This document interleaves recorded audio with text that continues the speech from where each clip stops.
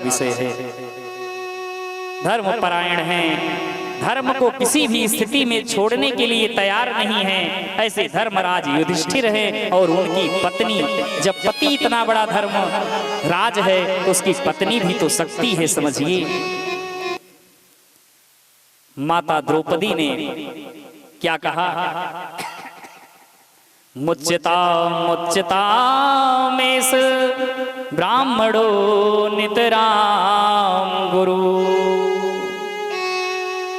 यह आपके गुरु का पुत्र है और जो दुख आज मुझे है यही दुख तो आपके गुरु माता को होगा। आप तो हमारे पति हैं, 5 हैं, हम तो आप के सहारे जी लेंगे, लेकिन कि आपकी गुरु माता जो है ना वो किसके सहारे जिएंगी? बुढ़ापे का यही सहारा है, एक ही तो लकड़ी है। देखिए दुख तो है लेकिन समभाव आज भी है। इस तरह से जब स्थिति होती है तब धर्मराज बहुत खुश हुए, प्रसन्न हुए अपने पत्नी का धर्म परायण व्रत देख करके। और इधर भगवान अर्जुन विस्मय में पड़ गए कि करूं तो क्या करूं। भीमसेन कह रहे हैं मार दो और द्रौपदी और धर्मराज कह रहे हैं कि छोड़ दो, क्योंकि आपत्ति काल में कहते हैं कि धर्म की शरण में जाना चाहिए। धीरज धर्मो मित्र नारी, धीरज धर्मो मित्र नारी, आपत्काल परियो छाई, आपत्काल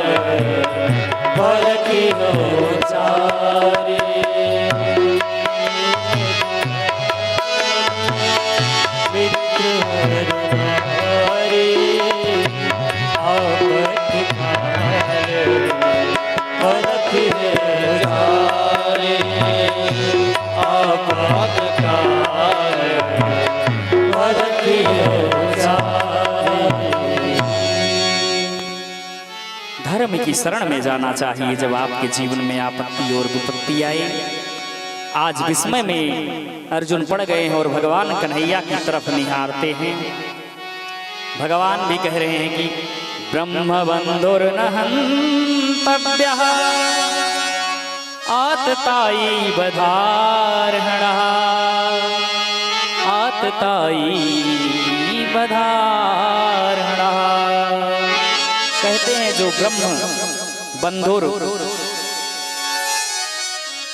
जो आपके गुरु का या ब्राह्मण का पुत्र है उसकी हत्या नहीं करना चाहिए, क्योंकि वह आपके गुरु का पुत्र है तो आपका भाई है, आपके भाई के समान आपका उससे रिश्ता है। इसलिए भाई का कभी वध नहीं करना चाहिए, हत्या नहीं करनी चाहिए। लेकिन आतताई बधार्हणः, जो दुष्ट होते हैं, पापी होते हैं, अपराधी होते हैं, उनको कभी छोड़ना नहीं चाहिए, उनको तत्क्षण मार देना चाहिए। विस्मय में पड़ गए। अर्जुन ने कहा हे भगवान, आप मुझको ये जो गुत्थी उलझी है सुलझाने की बजाय आप और उलझा रहे हैं। भगवान ने कहा नहीं, हम तो गुत्थी ही सुलझा रहे हैं। तब अर्जुन ने ध्यान से भगवान के चरणों में वंदन किया, उनको आत्मबोध हुआ और उन्होंने उसकी मणि सहित उसकी जटा को जोर से उचार करके खींच करके जमीन में पटक दिया। कहते हैं कि किसी को मारने से ज्यादा अगर उसका अपमान कर दिया जाए तो मरने से ज्यादा पीड़ा होती है। इस तरह से ना ब्राह्मण की हत्या हुई और अपराधी को दंड भी मिल गया। बोली कृष्ण कन्हैया लाल की जय हो। उसके बाद में जब महाभारत विश्राम हो गया तब भगवान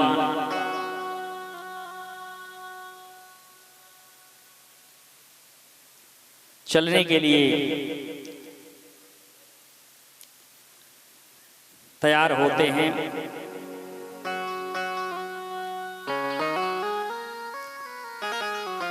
जैसे ही उत्तरा के गर्भ में एक शिशु पल रहा था, अभिमन्यु की जो पत्नी है उसमें ब्रह्मास्त्र से अश्वत्थामा ने प्रहार कर दिया।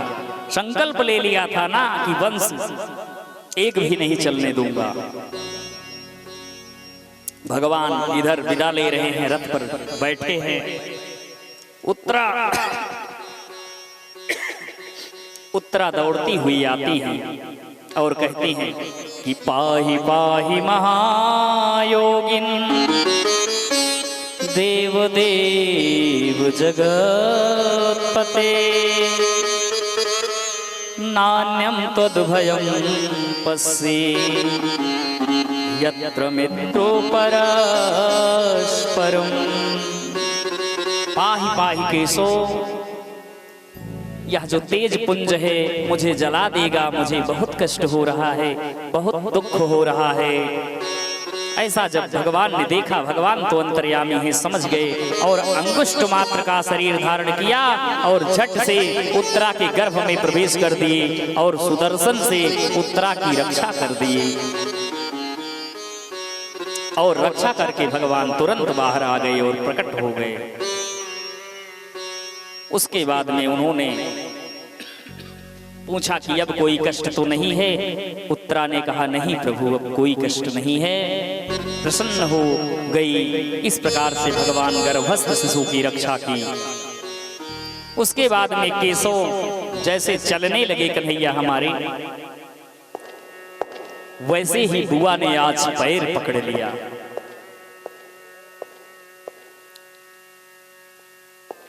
बुआ ने पैर पकड़ लिया और उसके बाद में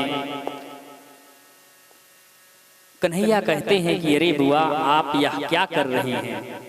प्रणाम मुझे करना चाहिए और प्रणाम आप कर रही हैं, यह घोर अपराध कर रही हैं, हम पर पाप चढ़ा रही हैं। हे मैया, बुआ और माता में कोई भेद नहीं होता है। जो बुआ होती हैं वो माता के समान ही होती हैं। हे मैया ऐसा अनर्थ मत करो।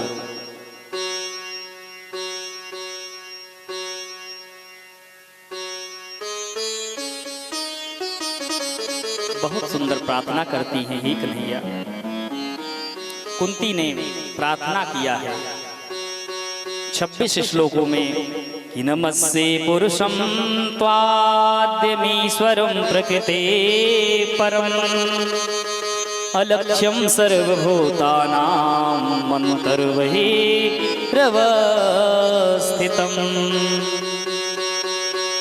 मायाजवनिकाक्षन्नं व्याधोक्षजमाव्ययम्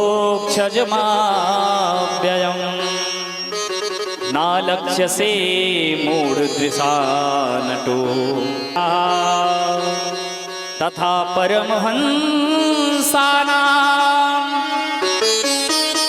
मुनीनां मंगलात्मनां भक्तियोग विधानार्थं कथम पश्येमहि स्त्रियः कृष्णाय वासुदेवाय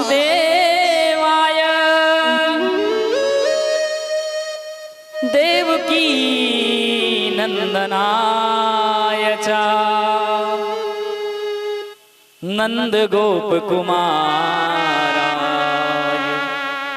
गोविंदाय नमो नमः गोविंदाय नमो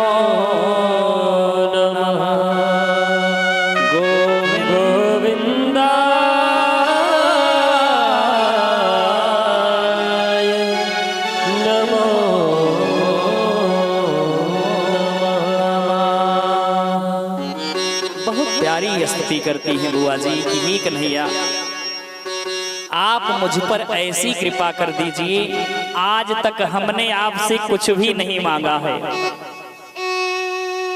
हे कन्हैया, आज तक हमने आपसे कुछ नहीं मांगा है, लेकिन कि हे प्रभु मुझ पर आज ऐसी कृपा कर दीजिए।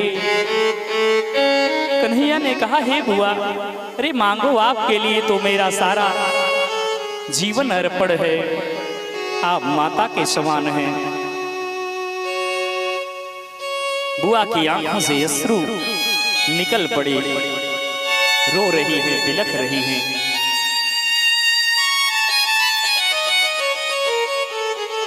शब्द नहीं निकल रहे हैं, गला अवरुद्ध हो गया है।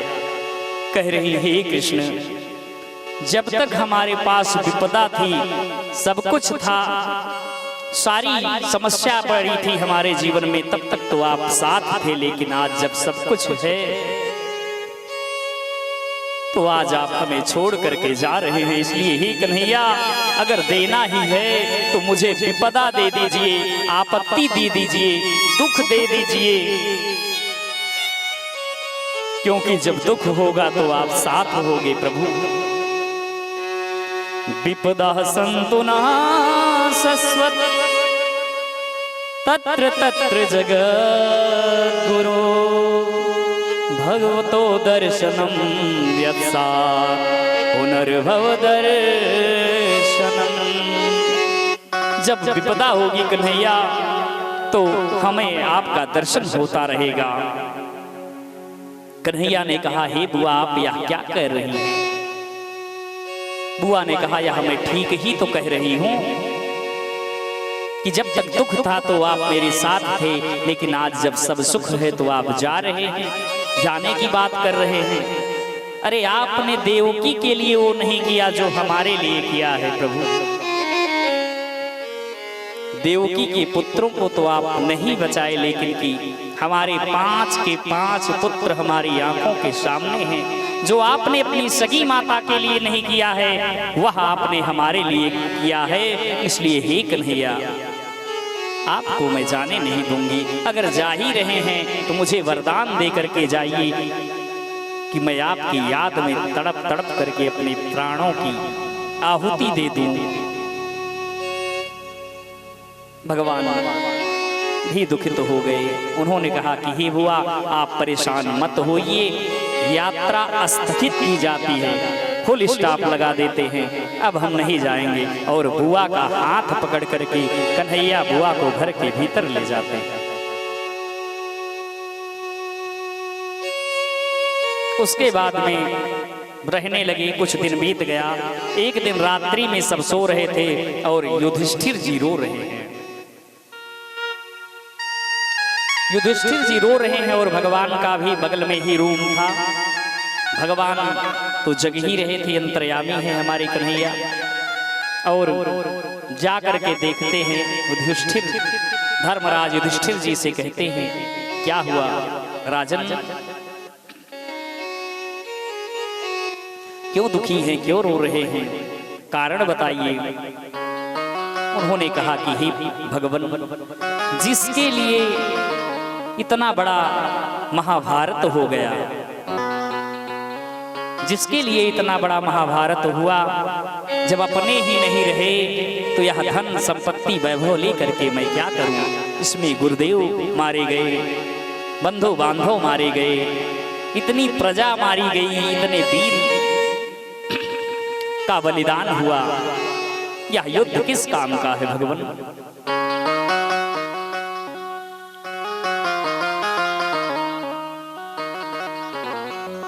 भगवान जान गए कि इनको मोह सता रहा है। और जब भगवान समझ गए तो उन्होंने प्रातः काल ही सबको लेकर के भीष्म पितामह के पास पहुंचते हैं, क्योंकि उनको याद आ गया कि अभी एक भक्त का और उद्धार करना है। एक भक्त जो है वह हमारा इंतजार कर रहा है। क्योंकि एक बात हमारी याद रखना, हमेशा युद्ध में किसी एक का विनाश नहीं होता है। युद्ध में अगर युद्ध करेंगे हम तो युद्ध में जरूर 100% ये गारंटी है कि दोनों तरफ से क्षति होगी, दोनों तरफ से कुछ न कुछ हानि होगी। इसलिए हमें और आपको युद्ध या झगड़ा लड़ाई कुछ करना नहीं चाहिए, बचाना चाहिए।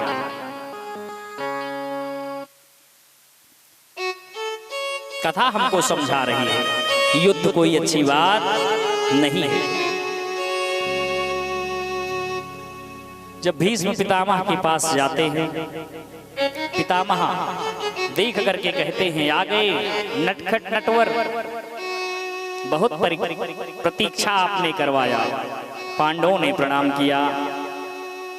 भीष्म जी ने एक कहा कि हे भगवान, एक अंतिम प्रार्थना हमारी सुन लीजिए। मैं भी, जब आपने इतनी प्रतीक्षा करवाया तो मैं भी आपसे कुछ प्रतीक्षा चाहता हूं कि आप भी प्रतीक्षा करें हमारी।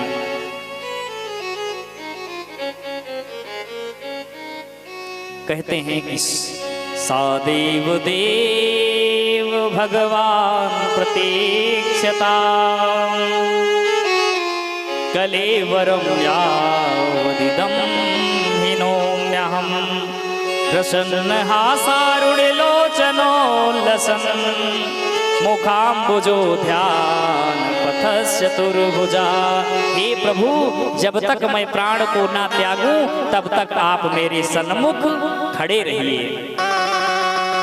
भगवान थोड़ा हिचके कि इनको तो इच्छा मृत्यु का वरदान है, पता नहीं कब तक अभी खड़े रखेंगे हमको ऐसे। भगवान का मुख लटक गया। पितामह ने कहा कि ऐसे नहीं, मुस्कुराते हुए, ऐसे बात बनने वाली नहीं है। आपने हमें बहुत प्रतीक्षा करवाया है, अब आप भी हंसते हुए मुस्कुराते हुए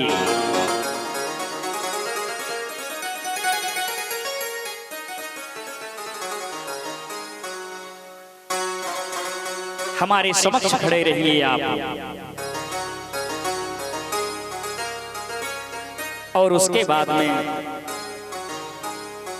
भगवान को देख रहे हैं और भगवान को देखते ही उनके शरीर की जो पीड़ा थी ना, सारी पीड़ा गायब हो गई। मानो गुलाब के फूलों पर लेटे हैं, बाणों की सैया गुलाब का फूल बन गई। क्योंकि भगवान का नाम आते ही, भगवान हमने बताया ना, आर्त जो कष्ट होता है उसको तत्क्षण हर लेते हैं। भगवान का सानिध्य हो जाए, भगवान का साक्षात्कार हो जाए या भगवान की शरण में हम चले जाएं, एन केन प्रकारेण, जैसे ही भगवान की शरणागति होती है जीव को, उसके तीनों प्रकार के पाप ताप संताप जो होते हैं वो स्वतः ही नष्ट हो जाते हैं। उसके बाद में क्या होता है, युधिष्ठिर जी अनेक प्रश्न करते हैं और भीष्म पितामह उनको प्रश्न का उत्तर देते हैं, उनको धर्म का उपदेश देते हैं। कहते हैं कि दान धर्मान राज धर्मान मोक्ष धर्मान विभागशः स्त्री धर्मान भगवत धर्मान समासव्यायोगतः। कहते हैं कि सभी धर्मों का मर्म जो है ना,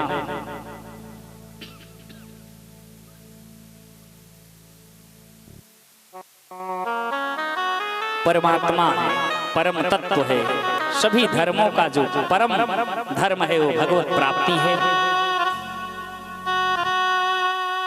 धर्मार्थ काम मोक्षास्य सहोपायन यथा मुने नानाख्यानेतिहासेषु वर्णयामास तत्त्ववित्। सभी धर्म को बताया और उसके बाद में उत्तरायण आ गया और प्राण छोड़ने का विचार कर रहे हैं। भगवान की बहुत प्रार्थना करते हैं भीष्म जी। कहते हैं कि जब भगवान का सानिध्य हो, भगवान का साक्षात्कार हो, तभी उत्तरायण है। और जब भगवान से जीव विमुख हो तो समझिए दक्षिणायन है। क्योंकि वह तो समय और काल का उत्तरायण और दक्षिणायन होता है, लेकिन जीव का दक्षिणायन और उत्तरायण तब होता है जब जीव भगवान से विमुख हो जाता है, तो समझिए कि उसका दक्षिणायन है। और जब जीव का परमात्मा से दीदार हो जाता है, साक्षात्कार हो जाता है, प्रेम हो जाता है, अधिकार हो जाता है, विश्वास हो जाता है, तो समझिए जीव के लिए उत्तरायण है। इसलिए प्यारे भक्तों, भगवान से कभी विमुख मत होना। चाहे एक ही मिनट के लिए परमात्मा को याद करना, लेकिन कि परमात्मा को जरूर याद करना, भगवान की शरणागति जरूर स्वीकार करना।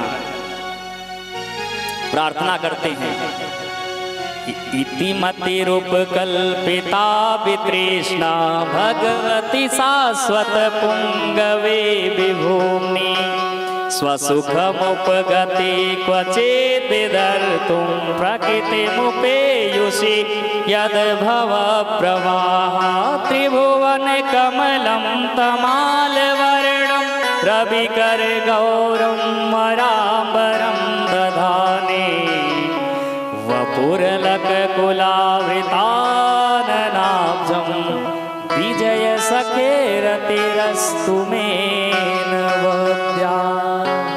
हे प्रभु, मेरी जो ये मति है इसका कोई पति नहीं है। जो ये मेरी बुद्धि है, जो धुंधली है, जो अंधकार में है, इसका वर्ण कर लीजिए और इसमें प्रकाश भर दीजिए।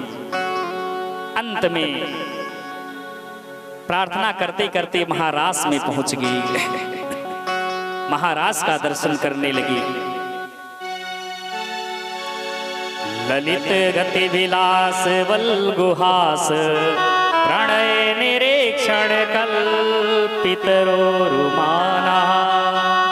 कृत मनुकृत वत्य उन्मदान्धा प्रकृति मगन किल्यस्य गोपबद्धः।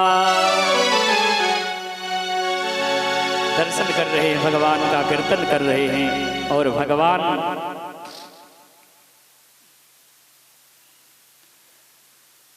का ध्यान करते करते भगवान दिव्य ज्योति निकलती है और भगवान के चरणों में लीन हो जाती है। बोलिए कृष्ण कन्हैया लाल की जय हो।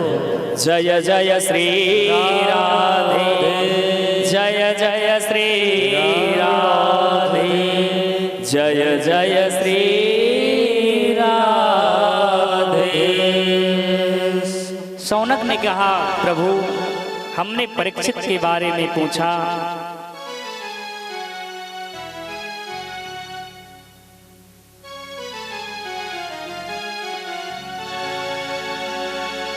आप कृष्ण की भक्ति में चले गए। परीक्षित ने भागवत क्यों सुनी, यह सारी कथा हमको बताइए। तब सूत जी कहते हैं कि उत्तरा के पुत्र का जब जन्म हुआ तो उनका संस्कार हुआ, उनका नाम हुआ विष्णुरात।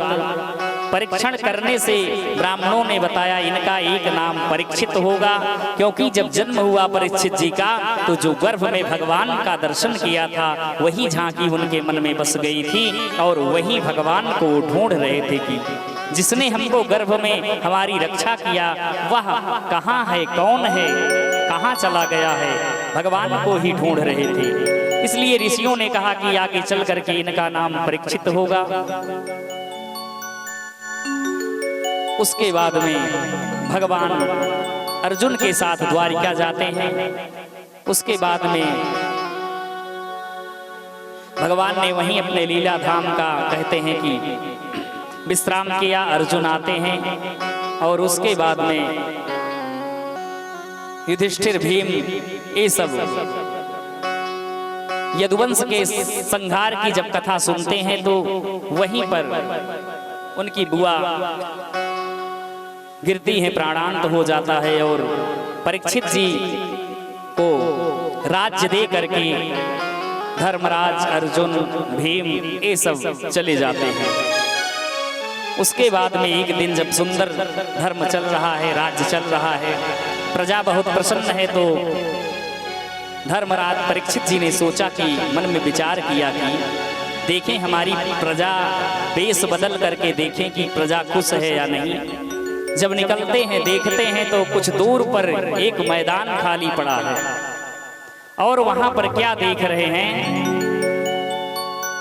कि प्रपक्ष रथमारूढ़ कार्तस्व परिक्षितम् मेघ गंभीरया वाचा समारोपित कारमुका।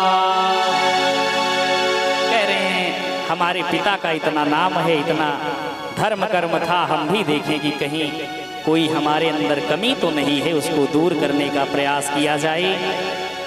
क्योंकि धर्मराज के कुल से हैं हम, कहीं हमारे पिताजी की गरिमा को कोई ठेस ना पहुंचे, दुख ना पहुंचे, आहत ना हो, क्षति ना हो उनकी गरिमा की। तो देख रहे हैं कि एक गाय है और एक बैल पड़ा हुआ है और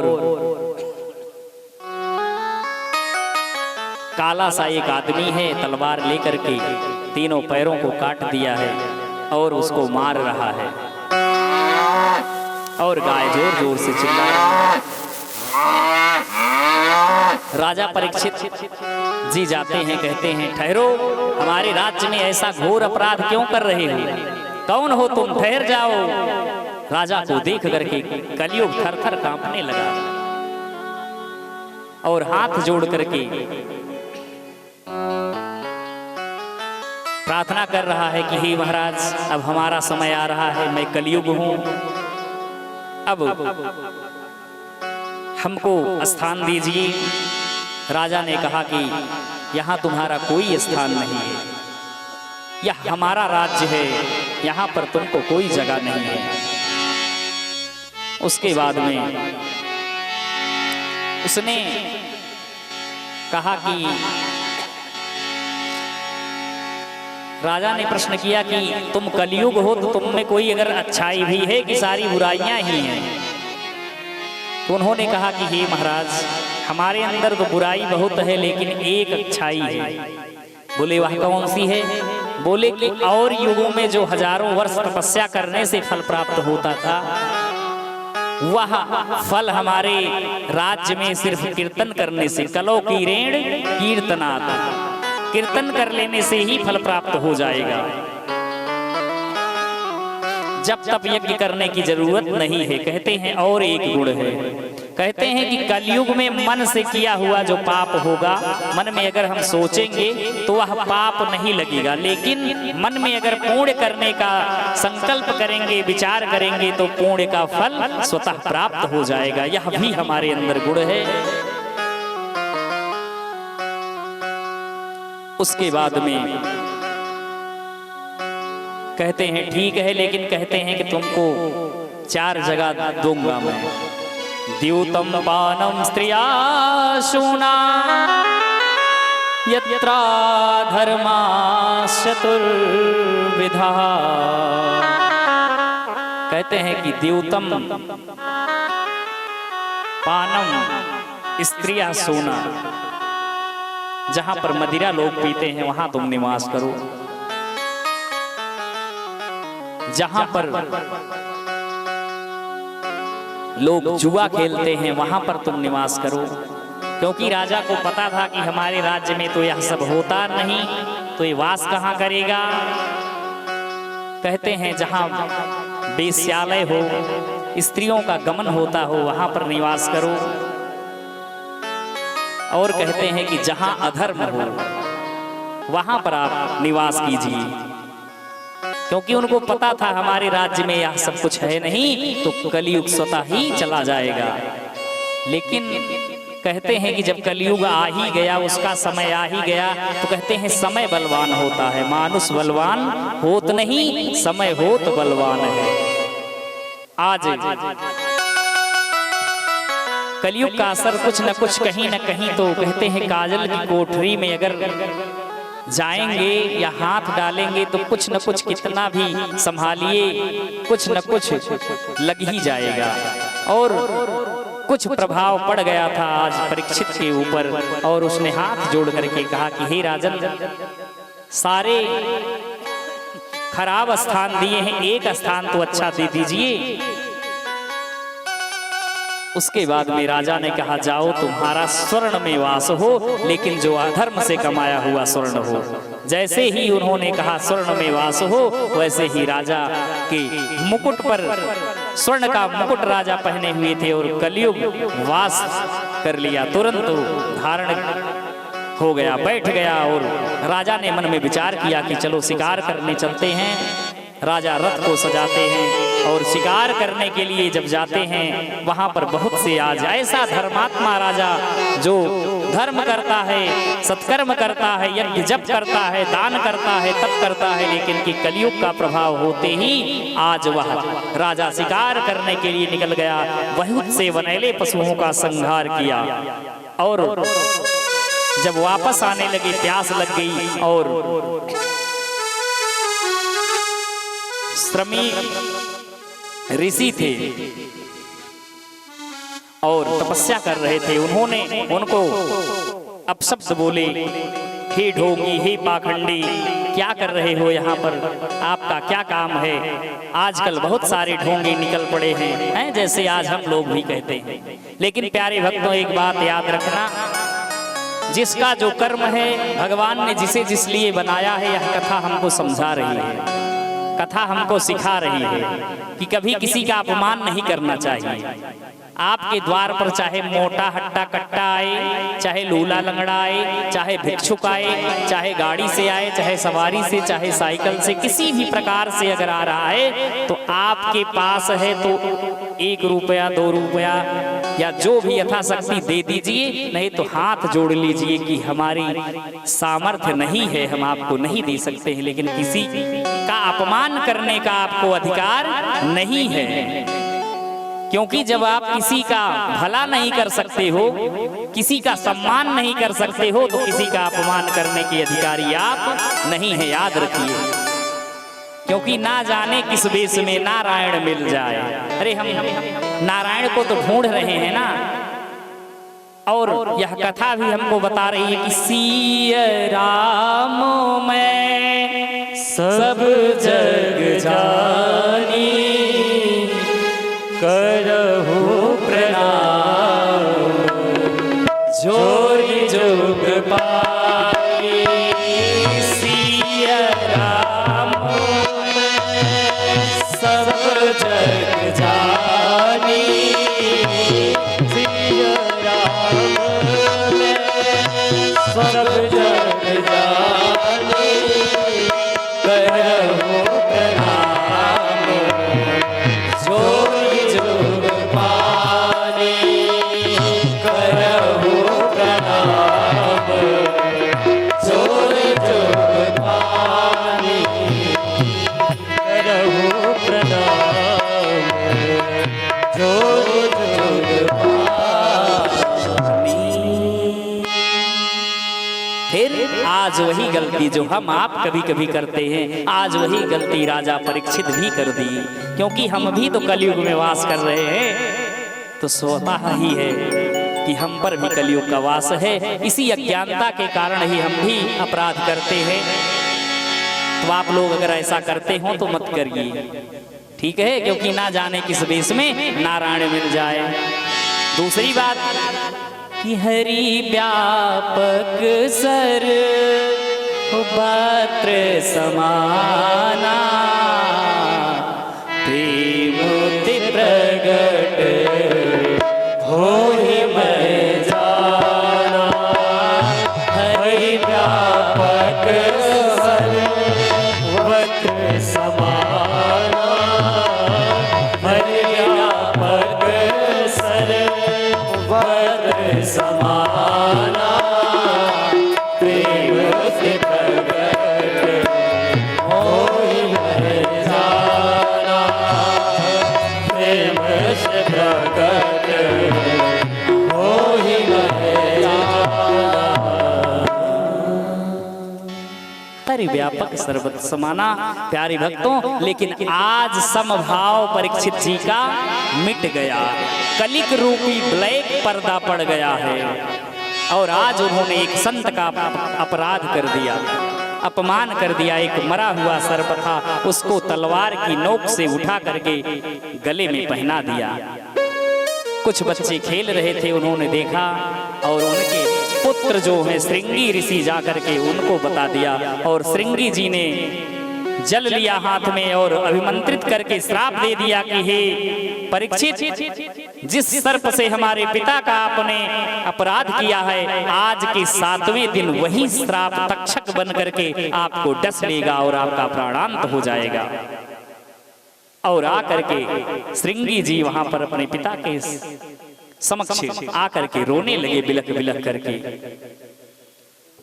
और जब बिलख बिलख करके रोने लगे तो पिता की समाधि टूट गई और उन्होंने कारण पूछा और उन्होंने कारण बताया कि हे पिताश्री, आपके गले में सर्प परीक्षित जी ने डाल दिया और हमने उनको श्राप दे दिया, आज के 7वें दिन उनकी मृत्यु हो जाएगी। जब ऐसा सुना तो उन्होंने कहा कि अरे पुत्र, ऐसा घोर अपराध आपने कैसे कर दिया? अरे हम तो संत हैं, हम समान हैं, सम हैं, कोई हमको माला पहनाए तब भी हमें प्रसन्न रहना चाहिए, कोई हमें सर्प की माला पहनाए तो और प्रसन्न रहना चाहिए। और जब इस प्रकार से उनको ज्ञात हुआ, उन्होंने तुरंत पुत्र को भेजा, कहा जाओ तुरंत पहुंचा दो, प्रदान करो। उन्होंने जो कर्म किया है उसका पश्चाताप होता है और उनको पता लगता है कि हमने ऐसा जब घोर अपराध कर दिया है तो अब हमारा जीना, जिस देह से संत का अपमान हो गया, जिस देह से संत के प्रति हमने अपराध कर दिया, घोर अपराध कर दिया, अब यह जीवन, यह शरीर व्यर्थ है, अब इसको नष्ट कर देना चाहिए। लेकिन की विडंबना तो यह है कि अब मैं 7 दिन तक इस शरीर का बोझ हमको ढोना ही है, इसको मैं नष्ट भी तो नहीं कर सकता क्योंकि संत का श्राप है। और जब ऐसा सुना, उन्होंने तुरंत अपने पुत्र को सिंहासन प्रदान किया, राज्याभिषेक किया और उसके बाद में तुरंत गंगा के तट पर पहुंच गए। और ऐसा जब प्रचार प्रसार होने लगा, यह बात जब फैल गई चारों तरफ, चारों दिशाओं से बड़े बड़े योगी, अमलात्मा, परमात्मा, ऋषि, संत सभी वहां पर आ रहे हैं, सभी आ रहे हैं और सभी से परीक्षित जी एक ही प्रश्न कर रहे हैं कि हे भगवान, आज के 7वें दिन जिसकी मृत्यु हो उसको क्या करना चाहिए? बहुत जोर से मुस्कुराते हैं और कहते, हे राजन, आपने बहुत ही सुंदर प्रश्न किया है और इससे आपका ही नहीं संपूर्ण जगत का कल्याण होगा। सुंदर प्रश्न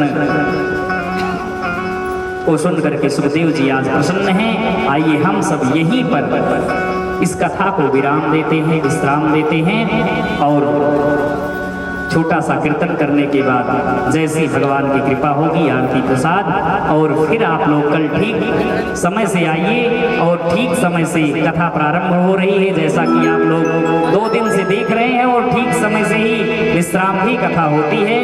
6 बजे का समय है, 6 बजे आपको विश्राम दिया जाएगा। देखते देखते 2 दिन का समय निकल गया, 5 दिन और बचा है। तो आप सब आइए समय से और भगवान की कृपा और भक्ति करते हुए अपने जीवन को कृतार्थ कीजिए। जय श्री राधे, जय श्री श्याम।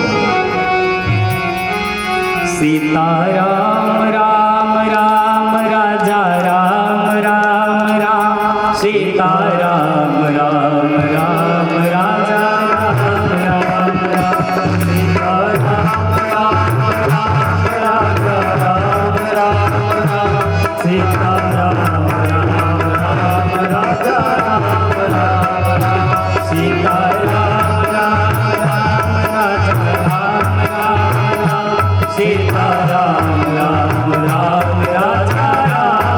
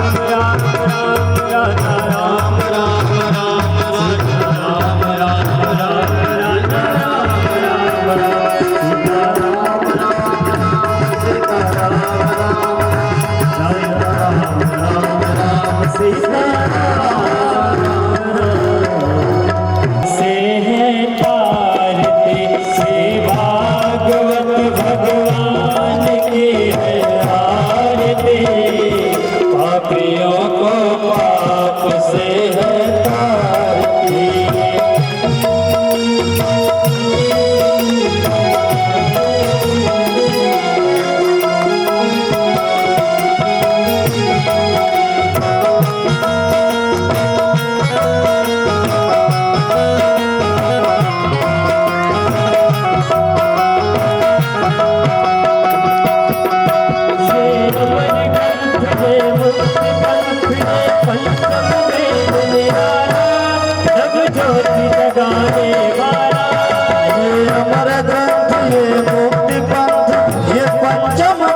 निराला है, नव ज्योति जगाने वाला है। हरि नाम यही हरि धाम यही, हरि नाम यही हरि धाम यही, यही जग मंगल की आरती।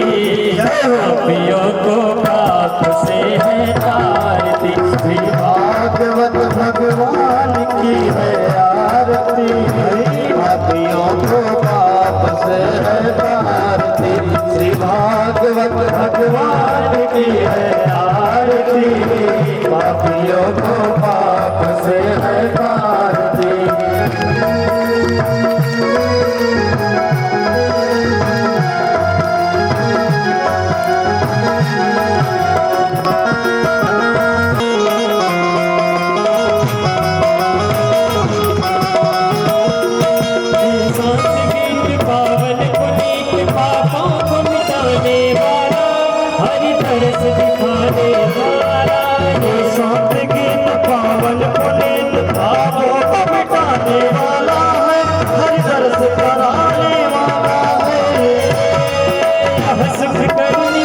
दुख हरनी सुख करनी दुख हरनी, श्री मधुसूदन की आरती। पापियों को पाप से है तारती, श्री भागवत भगवान की है आरती। पापियों को पाप से है तारती।